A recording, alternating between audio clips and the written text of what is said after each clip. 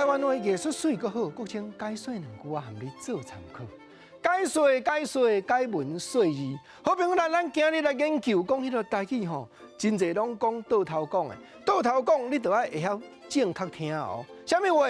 咱讲吼，庄内有真侪迄个顶言人，讲话言会重的人，当着啥物纠纷伊出来排解的人，咱讲叫做老大。老甲大两字排做伙，这表示咱庄内真有分量。顶言的，行到倒位，人拢尊重的人。毋过吼，台语有另外一句话，讲叫做无羞老大，这啥意思？无羞老大就毋是老大啦，无羞的像国精这款的吼，无羞可能人表示讲看起来还阁较少岁啦。当然，互人一个印象就是讲哇，你安尼吼，连手都无较轻浮切着，也想要做老大，对啦。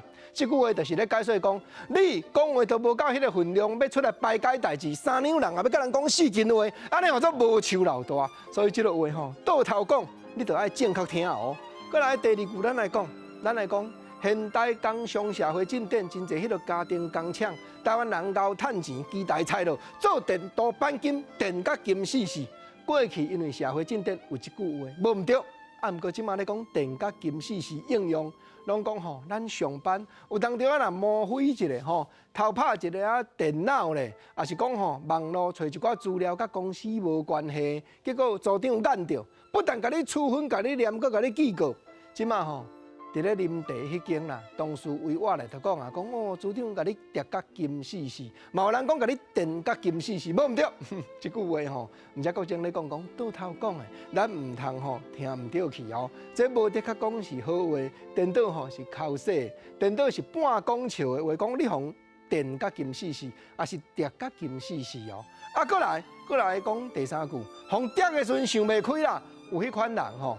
想袂开讲啊！我规去摕豆腐磕头，你敢若听意思嘛？知影讲，这是咧塞奶，是咧做动作，毋是真正讲艰苦。毋则有迄个四句咧，讲心酸一时想要哭，哭到有天无日头，找无面线通吊豆，摕无豆腐通磕头。意思原来伫咧口说，讲你都毋是真正讲拄着代志心头咧艰苦，毋是啦。要做迄个动作，讲摕面线来吊豆，吊豆是歹哈，迄是歹代志哈。毋过吊落嘛是摔落来，摕豆腐磕头嘛共款，磕落去，头壳袂流血，豆腐先破碎，这就是台语内底吼有迄个真趣味。